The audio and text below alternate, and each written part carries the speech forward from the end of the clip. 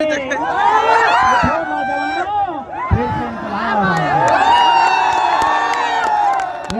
जो निकला है आज हक के सीनों से, ये आफ्ताब जो निकला है आज गजब के सीनों से, ये जुल्म के पर्दों को फाड़ डालेंगे, ये जुल्मी सरकार को फाड़ डालेंगे। कम नहीं होंगे, तुम लाख चला लो गोलियां, ये कम नहीं होंगे, शीश कटेंगे लेकिन गम नहीं होंगे। आज पिछले साल भर से लगातार हम लोग आंदोलन, हमारा खाना आंदोलन, रहना आंदोलन, सोचना आंदोलन, बीते साल भर में लगभग लिखित तौर पर 410 जनसभाएं शायद देश के प्रधानमंत्री अपने जीवन में नहीं किए होंगे।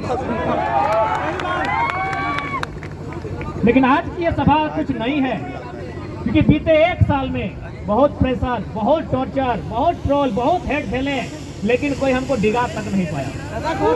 लेकिन बीते 2 दिन में कुछ घटनाएं मेरे साथ ऐसी घटी, मेरे दिल के बहुत करीब विकास और प्रकाश नामक मेरे 2 साथी थे, जिनका आकस्मिक 23 साल के उनका देहांत हुआ और हमको थोड़ा दुख लगा, हम दर्द में थे। लेकिन आज अपने दर्द को छिपाकर यहाँ इसलिए आए हैं क्योंकि छात्रों का दर्द उससे लाख गुना ज्यादा है। जिंदाबाद जिंदाबाद जिंदाबाद जिंदाबाद।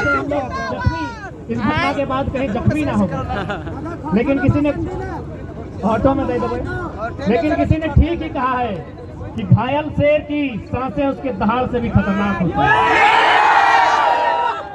और बिल्कुल मुझे तो पूरा विश्वास है, चाहे विधानसभा हो या राजभवन हो, कहीं ना कहीं हमारी एक्टिविटी को वॉच किया जाता है। आप देख सकते हैं मुख्यमंत्री का नया भाषण, वे कहते हैं कैसे लिया झारखंड, तो उनके समर्थक कहते हैं लड़के लिया झारखंड। वे मोटा मोटी 20 साल से विधायक हैं, एक भी वीडियो उनको जारी करने बोलिए जहां उन्होंने ये नारा दिया है कि लड़के झारखंड, ये नारा हम लोगों का है। अब बात करते हैं राजभवन की। 29 तारीख जिस शाम को हम अपने 2 साथियों को कांधे पर ले जाकर उन्हें शमशान में दफनाते हैं, उसी समय विधायक कहीं ना कहीं वापस होता है, यानी उन्हें ऐसा लगता है कि शेर जख्मी हुआ है। ये टाइम अच्छा है, यानी कहीं ना कहीं वे हमारी गतिविधियों को देख रहे हैं। आज गांधी मैदान, गांधी यानी अहिंसा का संदेश, गांधी यानी आंदोलन, गांधी यानी शांति। लेकिन आज यदि गांधी के देश में छात्र आंदोलन कर रहे हैं, छात्र अशांत हो रहे हैं, तो कहीं ना कहीं उन हुक्मरान पर सवाल खड़ा होता है जिन्हें हमने चुन कर भेजा। आज लोगों को, खासकर जो लोग सत्ता में बैठे हैं, ये भारत से अलग कटकर एक नया झारखंड राज्य, बिहार राज्य से कटकर एक नया झारखंड राज्य बना। उस समय जो हमारे राज्य के पहले राज्यपाल थे, राज्य के सर्वोच्च रहनुमा माननीय प्रभात कुमार, उन्होंने एक लाइन कहा था कि जिन संसाधन के साथ झारखंड राज्य अलग हुआ है, आने वाले 20 सालों में ये भारत देश का नंबर 1 राज्य होगा। यानी कितनी उम्मीदें थी इस राज्य के सबसे काबिल व्यक्ति को, जिसे राज्यपाल कहते हैं, कितनी उम्मीदें थी कि यह राज्य नंबर 1 पर आएगा। लेकिन आज 22 साल बीत चुके हैं। आज अगर इस राज्य के बारे में समीक्षा करने जाए, आज अगर इस राज्य को जांचने जाए, तो ये पीछे से कभी नंबर 2 पे मिलेगा, कभी नंबर 3 पर मिलेगा, कभी नंबर 4 पर मिलेगा। क्या इस दिन के लिए हमने नया झारखंड राज्य लिया था? एक बात कहिए, यदि हम कहें बंगाल बंगालियों का है तो दिक्कत है? किसी को दिक्कत होनी चाहिए? यदि हम कहें गुजरात गुजरातियों का है तो क्या किसी को दिक्कत होनी चाहिए? यदि हम कहें महाराष्ट्र मराठियों का है तो दिक्कत होनी चाहिए? तो यदि झारखंड झारखंडियों का है तो इसमें क्या दिक्कत है? बिहार किसका है? बंगाल किसका है? गुजरात किसका है? महाराष्ट्र किसका है? तो झारखंड सबके बाप के लगेगी, झारखंड सबके बाप के लगेगी, लेकिन हमें बाप के लगा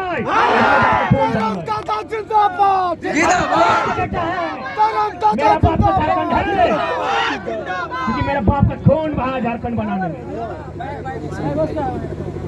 आज गवर्नमेंट में बैठे लोग पॉलिसी लेकर आते हैं, कभी पॉलिसी लेकर आते हैं जो यहाँ से 10वां 12वां पास करेगा, कभी पॉलिसी लेकर आते हैं जो यहाँ पैदा होगा। अरे भाई, आप लोग विधायिका के अंग हैं या फिर आप लोग मडारी हैं? आप लोग ताश जुआ खेलने वाले लोग हैं। ये लोग कहते हैं जो झारखंड में पैदा होगा उसे नियोजन में अधिकार रहेगा। नियोजन पॉलिसी में शामिल किया जाए कि जो लोग झारखंड में पैदा हुए हैं। हजारीबाग दुमका उप राजधानी है, रांची राजधानी है, लेकिन हजारीबाग शैक्षणिक राजधानी है। तो शैक्षणिक राजधानी में उपस्थित, झारखंड की शैक्षणिक राजधानी में उपस्थित नौजवानों, क्या इससे पहले की भी सरकार की बात करते हैं, उनकी जो नीति थी कि जो यहाँ जन्म लेगा उसे झारखंडी में नियोजन का अधिकार मिलेगा, क्या किसी भी तरह से संवैधानिक और नियमता है कि कोई यहाँ पैदा होगा उसे झारखंडी मान लिया जाए? क्या ये संवैधानिक है? यदि ये संवैधानिक है तो कोई तो ट्रेन में पैदा हो जाता है, ट्रेन उसका होना चाहिए। कोई अस्पताल में पैदा होता है, अस्पताल उसका होना चाहिए। तो पैदा होने से जब अस्पताल मेरा नहीं, पैदा होने से वो ट्रेन मेरा नहीं, तो सिर्फ पैदा होने मात्र से उसे झारखंडी कैसे माना जाए?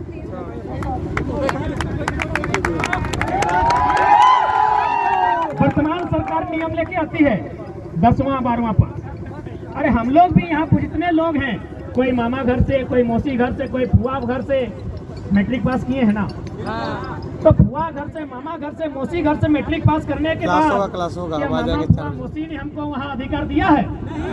तो मात्र 10th और 12th पास करने से पूरे भारत के लोगों को झारखंडी मान लेना कहाँ का इंसाफ होगा? आज लोग बार बार दुहाई देते हैं कि झारखंड की पॉलिसी असंवैधानिक है। एक बात बताइए, ये संविधान का हवाला, ये संविधान का डंडा केवल झारखंड पर, या जो लोग संविधान की बात करते हैं क्या उन्हें संविधान की जानकारी है? यदि नहीं है तो आप केवल अनुच्छेद 15 और 16 में क्यों रुकते हैं? अनुच्छेद 19 तक पहुंचिए, अनुच्छेद 171 तक पहुंचिए, अनुच्छेद 371 तक पहुंचिए। बात करना, ये भारत का संविधान बड़ा खूबसूरत है, ये कहता भी है नहीं भी कहता है। भारत का संविधान आर्टिकल 171 171 क्या कहती है विधानसभा के लिए? कि कम से कम 60 विधानसभा की सीटें होनी चाहिए, कहती है ना।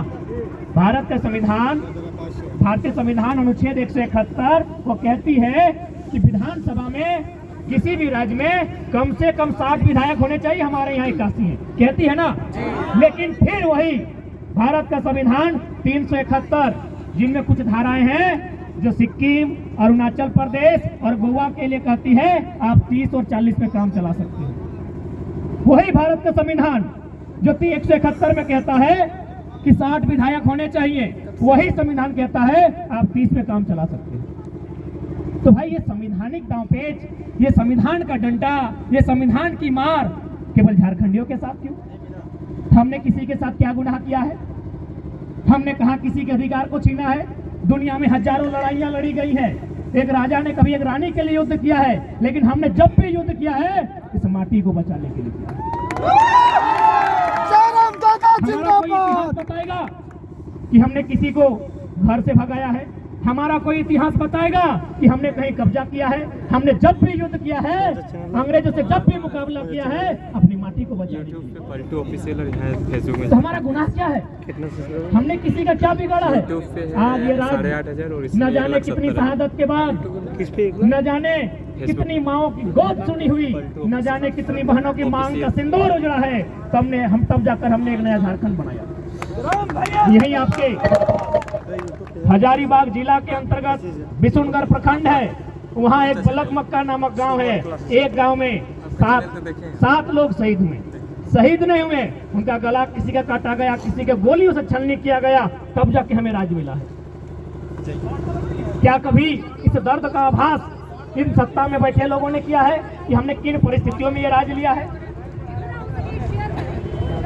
इसलिए आज जितने भी नौजवान जो अपने घर से बाहर छात्रावास में जाकर तैयारी करते हैं, कभी उनके दर्द को किसी ने समझा है कि किस प्रकार हम अपना मुर्गी, चंगना, छबरी, पटरो, गाय गोरू बेचकर अगर हमारी माओं के पास अगर पुरखों का गहना है उसे गिरवी रखकर अपने खेत का जमीन का टुकड़ा किसी को कर्ज में रखकर बड़ी मुश्किल से पैसा जमा करते हैं।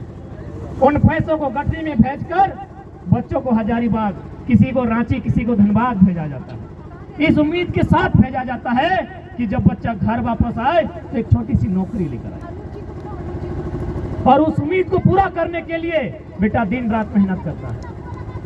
वो अपने सारे दुखों को भूलकर, अपने संगी साथियों को भूलकर एक छोटे से लॉज में जहां सबसे कम दाम में उपलब्ध हो पाता है वहां तैयारियां करता है। अपने जीवन का 5 साल, 10 साल, कोई तो 15 साल लगा देते हैं।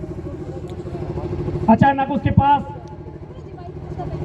विधानसभा से लिखित चिट्ठी जारी होता है कि आपकी सारी परीक्षाएं रद्द कर दी जाती है। क्या कभी ने सोचकर देखा है उसके साथ क्या बीतता है? लोग आश्वासन देते हैं कि उम्र की सीमा बढ़ा देंगे। एक बात बताइए, जो लोग थोड़ा सा टेक्निकल एग्जाम की तैयारी करते हैं वे लोग अगर उम्र की सीमा बढ़ा दी जाए तो सक्षम है, लेकिन जो लोग डिफेंस की तैयारी करते हैं उम्र की सीमा बढ़ाकर उन्हें घोड़ा बना देंगे। आज होमगार्ड का मामला हजारीबाग में पेंडिंग है, आज होमगार्ड का मामला धनबाद में पेंडिंग है, वो 2017 की बहाली है। आज यदि आप उनको कह भी देते हैं कि हम आपकी उम्र की सीमा को बढ़ा देते हैं, क्या उन्हें फिर से 5 फीट का हाई जंप करवा सकते हैं? क्या उनसे आप 16 फीट का लॉन्ग जंप करवा सकते हैं? क्या उनसे आप 5 मिनट में 1600 मीटर दौड़वा सकते हैं? तो वास्तव में इनके पास विजन नहीं है, इनके पास मिशन नहीं है, ना इनके पास दूरदर्शी सोच है। इसलिए आज झारखंड के तमाम नौजवानों को, पढ़ने वाले छात्रों को आज एक जगह आकर इस आंदोलन को भागीदारी देना होगा और प्रयास करना होगा। इतना जोरदार हमला हो सरकार पर, या तो सरकार बैकफुट पर जाए या 24 में सरकार कहीं ना रहे।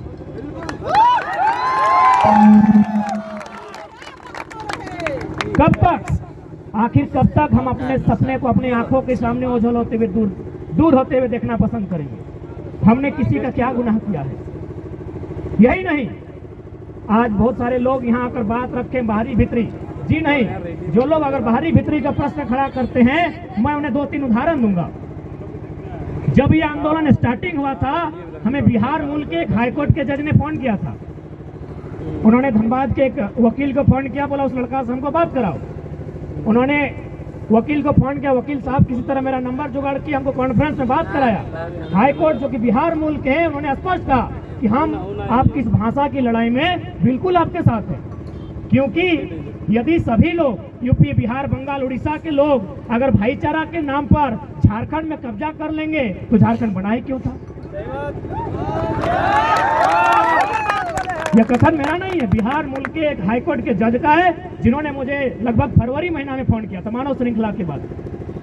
बोला बिल्कुल आपका जो भी लॉजिक आप रखते हैं बिल्कुल सत्य रखते हैं।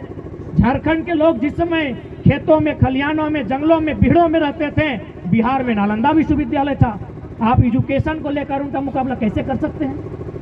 वहां विक्रमशिला विश्वविद्यालय था। आप उनके एक ही शिक्षा के स्तर में दोनों को बैठा दिया जाए, आप मुकाबला नहीं कर सकते हैं। अब तो आपकी लड़ाई बिल्कुल संवैधानिक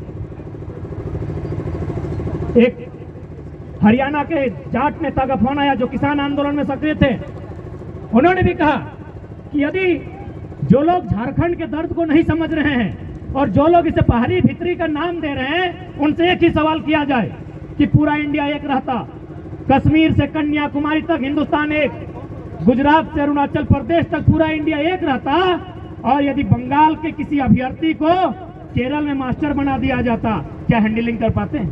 नहीं कर पाते। गुजरात के किसी अधिकारी को नागालैंड में इंस्पेक्टर बना दिया जाता, क्या विधि व्यवस्था कंट्रोल कर पाते? नहीं कर पाते। तो इस बात को अगर आप समझते हैं तो इस बात को भी समझना होगा, झारखंड की लड़ाई सही है।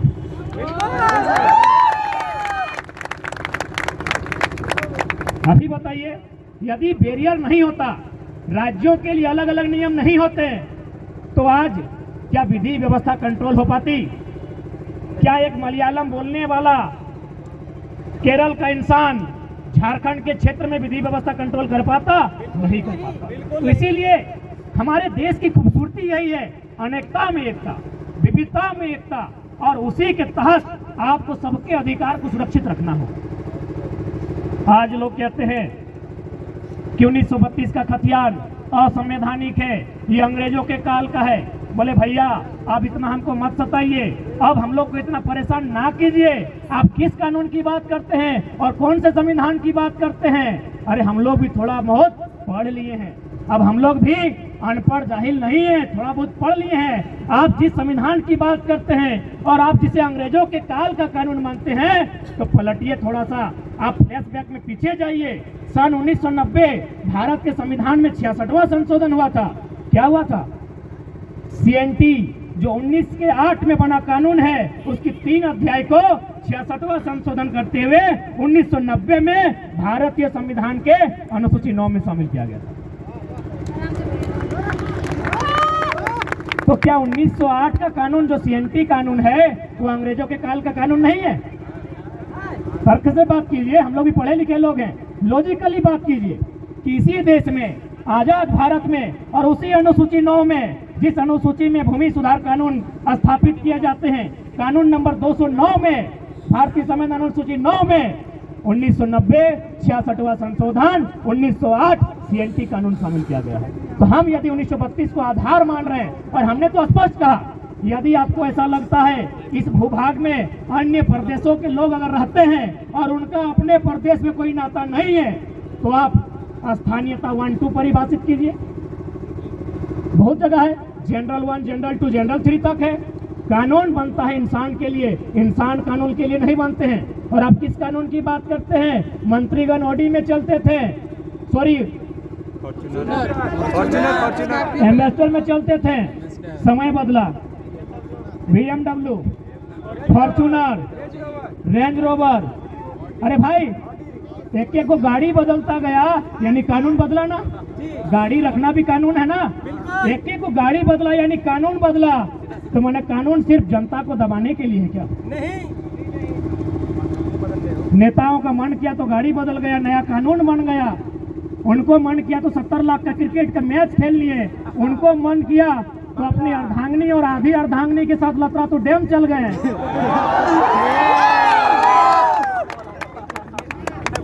तो हमारे लिए नियोजन नीति नहीं बनेगी। आज माननीय मुख्यमंत्री पूरे राज्य में जोहार खतियानी यात्रा लेकर घूम रहे हैं। अरे महोदय, वो कहते हैं ना कि अभी बच्चे का जन्म हुआ नहीं है और आप छठियारी का सामान लेकर आए हैं। वहाँ भी काउंट होता है, पर वीडियोस हमेशा रेगुलर आना चाहिए, क्योंकि इसीलिए किसी ने खूब कहा है कि जनता भूख प्यास से त्रस्त है और राजा साहब सुरा सुंदरी में मस्त है। हमारे छात्र, यूट्यूब जैसा नहीं, पढ़ने वाले छात्र, आप गांव में जाइए। मेरे ही गांव से 15-16 स्टूडेंट धनबाद तैयारी के लिए जाते थे। जब से वैकेंसियां रद्द हुई है, उनकी संख्या सीधा 2-3 हो गई। हम लोग पूछे कि क्या कारण है, तो बोला था ना कैसे हिम्मत करें, जीवन का 5 साल 6 साल 7 साल जाता है। अरे समय जाता है तो अलग विषय है, बाप की आधी पूंजी चली जाती है, माँ की आंखों की रोशनी चली जाती है, छोटे भाई का सपना टूट जाता है। तो क्या करें? आखिर पढ़ना भी तो इसीलिए चाहते हैं कि एक नौकरी करें, और नौकरी भी तो इसीलिए करना चाहते हैं कि छोटी सी कमाई हो जाए। तो हम 5 साल अपना बर्बाद करने के बाद अपने बाप की आधी पूंजी बेकार करने से अच्छा है हम खेतों में हाथ बटाएं। पैसा कमाने से तो मतलब है।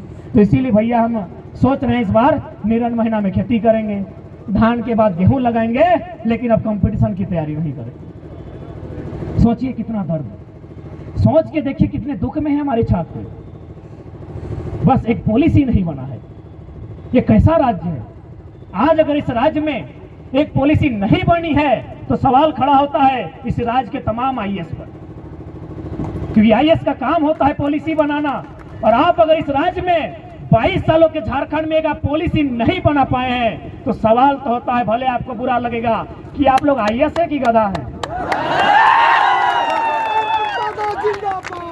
भले बुरा लगेगा, लेकिन क्या करें, हम मजबूर हैं। हम टूटे हुए लोग, हम लोग जख्म खाए हुए लोग, अपने आंखों के सामने सपने को टूटते हुए देखने वाले लोग, आज मजबूरी में हमें इन शब्दों का प्रयोग करना पड़ रहा है कि आप IAS बन के आए हैं या आप लोग कोयला बालू चोरी करने आए हैं। एक नीति नहीं बन पाती है। और बार बार आप दुहाई देते हैं झारखंड के लिए। क्यों अन्य राज्य नहीं है? कर्नाटक में भी, कर्नाटक भी राज्य है, वहां 7% रिजर्वेशन है 3rd और 4th में। तेलंगाना 371D के अनुसार राज्य की तमाम नौकरियां, जिस प्रकार हमारा यहाँ जब PSC 3rd और 4th छोड़ दीजिए, उसके अलावा जो राज्य स्तर की अधिकारी बनने की नौकरियां हैं तेलंगाना में वो भी रिजर्व है। तो संविधान की आंखें केवल झारखंड के सामने आकर फटके क्यों रह जाती हैं? संविधान का तो मतलब होता है समजोड़ विधान। सम यानी समानता, विधान यानी नियम, यानी समानता का नियम सबके लिए हो। तो यदि झारखंड के युवा अगर अपने लिए नियम मांग रहे हैं, अपने पक्ष में अगर विधि बनाने की बात कर रहे हैं, नियोजन नीति बनाने की बात कर रहे हैं, तो कौन सा गुनाह कर रहे हैं? और ये हम तो नहीं कह रहे हैं। इस देश के पूर्व CJI chief justice of India M Hidayatullah का एक स्टेटमेंट था कि यदि राज्य चाहे तो अन्य राज्य जो विकसित राज्य हैं उनके अभ्यर्थियों का इस राज्य में प्रवेश करने से नौकरियों में नियम बना सकते हैं। और हम स्वीकार करते हैं, चाहे बंगाल हो या बिहार हो, हमसे तेज है। बिहार सबसे ज्यादा IAS IPS देता है, बंगाल सबसे ज्यादा कंपनी कोलियरी में बाबू लोग देते हैं। हम स्वीकार करते हैं। अतः हमें अगर अधिकार मिलना चाहिए तो सबसे पहली बात, नियोजन नीति में हमारी भाषाओं का बैरियर हो, हमारी भाषाओं की प्राथमिकता होनी चाहिए। लेकिन आज जो भी पॉलिसियां लेकर आ रहे हैं, आप देखिए, स्थानीय भाषा का बैरियर खत्म। यदि स्थानीय भाषा का बैरियर खत्म है, इसका मतलब वो वैकेंसी किसके लिए है? स्थानीय के लिए तो नहीं है। यदि स्थानीय भाषा का बैरियर है ही नहीं, तो वैकेंसी है किसके लिए? तो इन परिस्थितियों में यदि हम लोग आंदोलन के लिए बाध्य हैं, तो कहीं ना कहीं इसके रिस्पॉन्सिबल राज्य की सरकार है। मुख्यमंत्री विधानसभा के भीतर रोते हुए कहते हैं कि लड़का लोग हमको मूर्ख मंत्री बोलता है। बजट सत्र का अंतिम दिन मुख्यमंत्री वही जो उनका सेंटीमेंट होता है कि हम आदिवासी का बेटा है, जिस प्रकार आंसू बहाना जानते हैं, मगरमच्छ का आंसू, वो बहाते हुए बोलते हैं कि लोग हमको मूर्ख मंत्री बोलता है। तो हम लोग प्रेस कॉन्फ्रेंस में बोले कि भाई उन्हें मूर्ख मंत्री क्यों ना बोला जाए, वही उत्तर दें। हम लोग 6ठी क्लास में पढ़े हैं कि एक सांसद, एक विधायक किसी लाभ के पद पर नहीं हो सकता है। आप अपने नाम से पत्थर का, खादान का, माइंस का जो लीज कैसे ले लिए थे? हम तो कोई गलत और असंवैधानिक बात आपको नहीं बोले। हम लोग 6ठी क्लास में मौलिक अधिकार पढ़े हैं, 6ठी क्लास में संसद का, विधायक बनने का तरीका पढ़े हैं कि कौन विधायक बन सकता है, कौन संसद बन सकता है। वह साफ साफ लिखा है कि आप लाभ के पद पर नहीं हो सकते हैं। तो ये खादान का, लीज का जो कागजात है वो आपके नाम से कैसे आया? इसलिए आज इस राज्य के हुक्मरान को झारखंड के एजुकेशन हब हजारीबाग से, गांधी के देश में, गांधी के मैदान से उन्हें खुली चुनौती होगी कि आप समीक्षा करें, गहन चिंतन मंथन करें। आप क्या करें हमें मालूम नहीं है। आप विधानसभा के भीतर हैं, आप क्या करें हमको मालूम नहीं है। आप एक निर्धारित समय के भीतर नीति नियम बनाइए, और नहीं तो फिर सिंहासन खाली कीजिए, जनता आती है। यदि आप सामर्थ्य नहीं रखते हैं नीति बनाने का, तो आपको अधिकार नहीं है इस देश के, इस राज्य के नौजवानों के भविष्य खेलने का। आप हमें छोड़ दीजिए, देखते हैं हम लोग बना पाते हैं कि नहीं। इसलिए आज लोकतंत्र के चौथे स्तंभ के माध्यम से मीडिया बंधुगण आए हैं, उनके माध्यम से राज्य सरकार और राजभवन तक संदेश देना चाहेंगे कि यदि वास्तव में आप लोग संविधान का अनुपालन करते हैं, अनुसरण करते हैं, तो झारखंड बना किस उद्देश्य के साथ है, झारखंड का गठन क्यों किया गया है, उस उद्देश्य की पूर्ति के लिए, इस राज्य के हितार्थ के लिए, इस राज्य के युवाओं के लिए, सुरक्षार्थ के लिए नियोजन नीति और स्थान नीति 15 दिन के भीतर बनाइए। यदि आप नीति नहीं बनाते हैं तो अच्छा कहिए या बुरा कहिए, वैसे भी अब क्या फर्क पड़ता है। यदि आपकी रांची की विधानसभा में नीतियां नहीं बनेंगी तो सादे कागज में लिख के ले लीजिए, हम लोग 2024 में जुमरा की पहाड़ में सरकार बनाएंगे।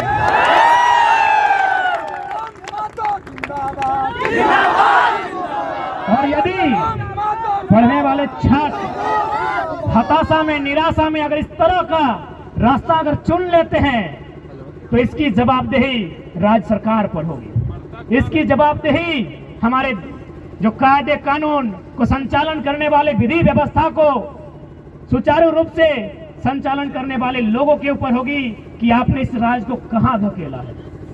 आज पढ़ने वाले नौजवान अगर इस तरह की भाषा का प्रयोग करते हैं, जिन्हें पढ़ना चाहिए था, आज वे इनकलाब करने आए हैं। ये गांधी मैदान जो शांति प्रेम का संदेश देता है, जो युवाओं को प्रेम करने के लिए आकर्षित करता है, वो प्रेम करके छोड़ के इनकलाब कर रहे हैं। यानी स्पष्ट है यह राज्य बहुत बड़े संकट में है। एक नंबर। इस संकट का निवारण आज हमें और आपको करना होगा। यदि आज हम लोग इस संकट का निवारण नहीं करते हैं तो आने वाले दिनों में इस राज्य में ऐसी ऐसी पॉलिसियां बनेंगी जिस राज्य से हमें बाहर कर दिया जाएगा। और ये कानून क्या उनका जिम्मा हमने लेके रखा है? आप देखिए, अब थोड़ा सा हम प्राइवेट सेक्टर में जाते हैं या फिर थोड़ा सा हम लोग खनन नीति पर जाते हैं। हमारे झारखंड राज्य में ECL, east coal limited, eastern coal limited, BCCL, Bharat coking coal limited और CCL यानी सेंट्रल कोल लिमिटेड है। कुल मिलाकर कोयला कोड़ने की 8 यूनिट हैं, जिनमें 3 यूनिट हमारे झारखंड में है। मुझे लगता है यहाँ जितने लोग हैं, आप डायरेक्ट ना सही इनडायरेक्ट रूप से आप अवगत होंगे कि झारखंड में जब कोयला कोड़ा जाता है तो किस प्रकार रैयत को, जिसका जमीन है, उसे मार पीट कर भगाया जाता है। कोई ना कोई आपके रिश्ते नाते में होंगे। धनबाद, बोकारो, रामगढ़, पिपरवार के क्षेत्र में कोई ना कोई आपके भुक्तभोगी होंगे। लेकिन यही मध्य प्रदेश के सिंगरौली में NCL है, जिस प्रकार हमारे यहाँ BCCL है, वहाँ NCL है, नॉर्दर्न कोल लिमिटेड। वहाँ भी कोयला कोड़ने का काम करती है। पता है वहाँ क्या होता है?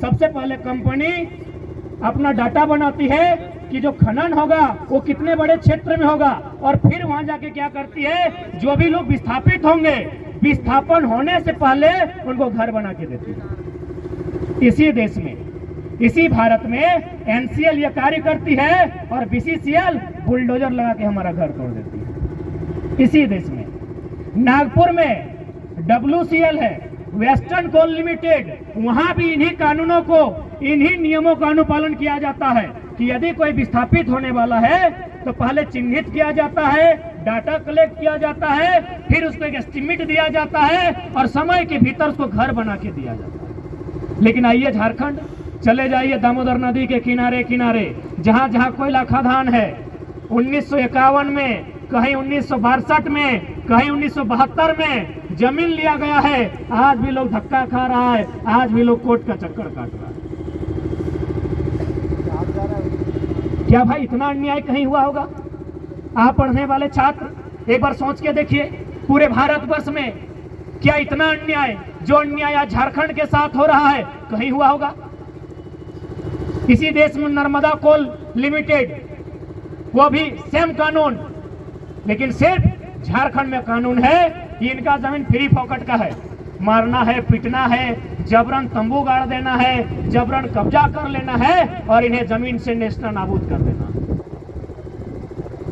तो इसलिए आज झारखंड के प्रत्येक नौजवान को यही कहेंगे कि एक बार मांग के देखिए, अगर मांग के मिलता है तो ठीक है।